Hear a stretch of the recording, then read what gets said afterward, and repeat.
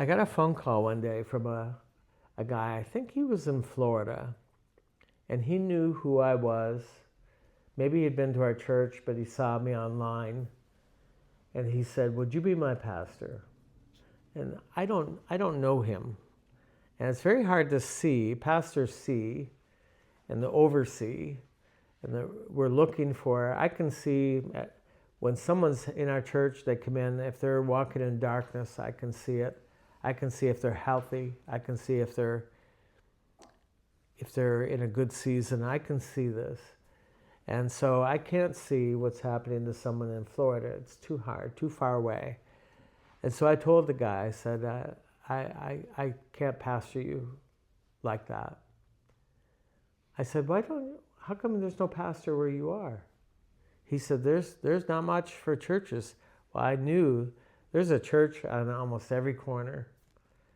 And he says, yeah, but they don't believe what I believe, and they're not my kind of church. I'm looking for kind of church. I said, how long have you been down there? And I think he'd been there, I can't remember all the details now, but I think he'd been there 3 years.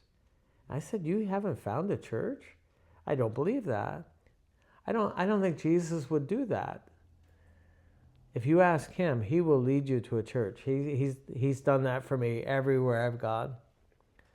I said, if Jesus said you're to leave this area, move to Florida, move down there, he's a good gardener. He would go ahead and he would prepare the soil and dig a hole and put water in there, maybe some manure, and he'd get it all ready, and then very quickly take you out of the ground here and put you in the hole where he's sending you. But what he won't do, he won't take you out of the ground and say, I don't know where to put this.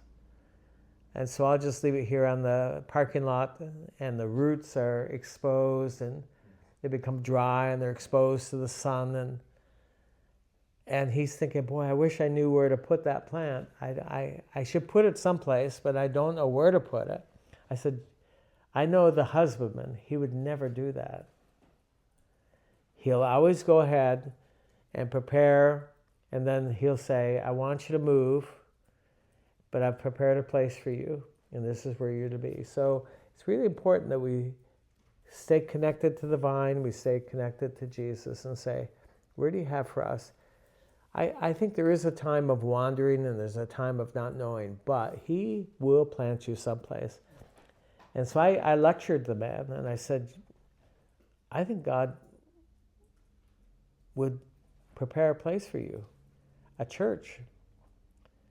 And I said, what caused you to move down there in the first place? He said, a job. I had a job opportunity. He had a job opportunity, but no church. I said, what kind of job? What's the job? What do you do? And he didn't want to tell me. And he said, I work as a landscaper. A landscaper looks after plants. Wow. And that was his job. But he didn't know the husbandman. It really made me think, wow, would God do that?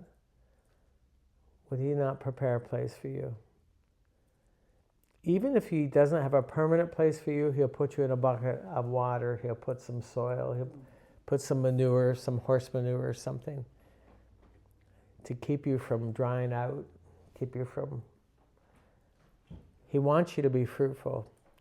I know this. I bought 2 cherry trees at a farm not very far from here, a place that sells all kinds of plants.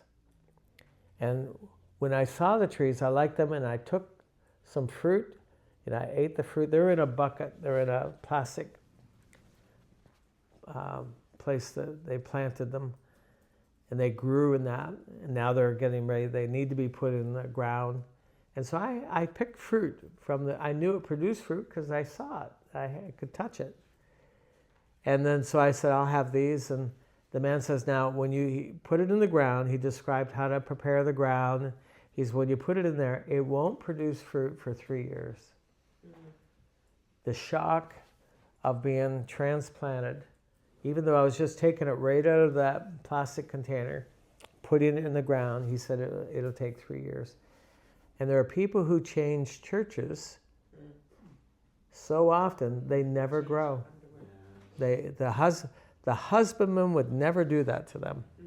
They are doing it, telling us that God led them, but their kids never grow, they never establish root connections and relationships and abide. There's something, we see it here in our church.